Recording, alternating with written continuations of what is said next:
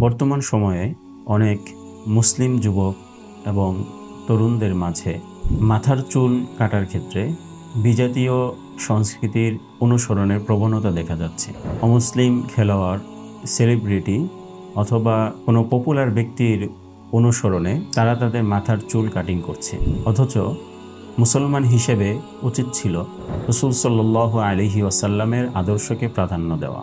বিজাতীয় সংস্কৃতি বা বিজাতীয় সংস্কৃতির অনুসরণে চুল কাটা ইসলামী শরীয়তে সম্পূর্ণ নিষেধ।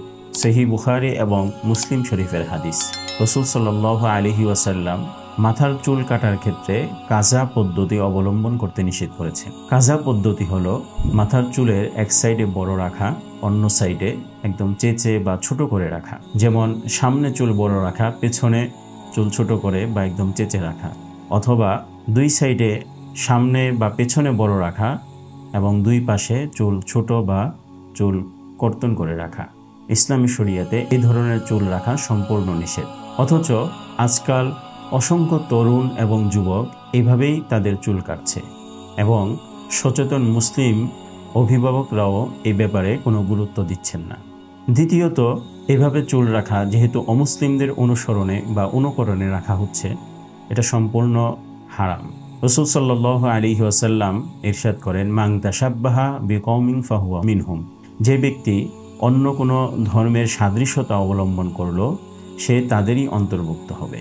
এই হাদিসের মধ্যে বিজাতীয় সংস্কৃতি বা অমুসলিমদের অনুসরণ, তাদের আদর্শকে গ্রহণ করা কত বড় জঘন্যতম কাজ, এটা পরিষ্কার বোঝা যাচ্ছে। এছাড়াও এভাবে চুল কাটা বা চুল রাখার দ্বারা মহান রব্বুল আলামিনের সৃষ্টির সৌন্দর্যকে পরিবর্তন করা হয়, যা সম্পূর্ণ হারাম।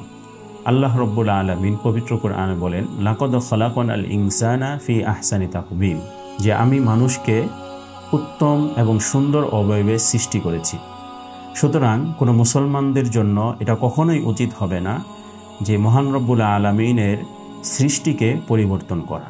তাই আসুন আমাদের চুল রাখা এবং চুল কাটার ক্ষেত্রে রাসূল সাল্লাল্লাহু আলাইহি ওয়াসাল্লামের সুন্নাহকে অনুসরণের চেষ্টা করি এবং বিজাতীয় অনুকরণকে আমরা বর্জন করি। চুল রাখার সুন্নাহ তরিকা হলো, রাসূল সাল্লাল্লাহু আলাইহি ওয়াসাল্লাম তিনভাবে মাথার চুল রাখতেন, যাকে হাদিসের ভাষায় বলা হয় ওয়াফরা, লিম্মা, জাম্মা।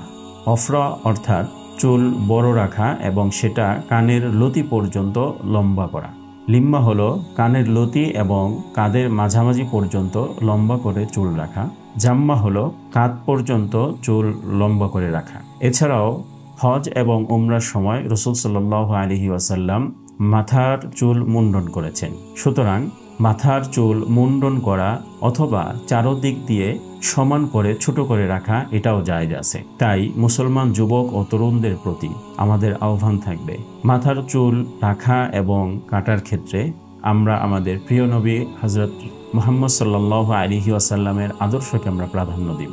কোনো বিজাতীয় সংস্কৃতি অনুসরণ করে নিজের পরকাল নষ্ট করব না। মহান রব্বুল আলামিন আমাদের সবাইকে বোঝার তৌফিক দান করুন। আমিন।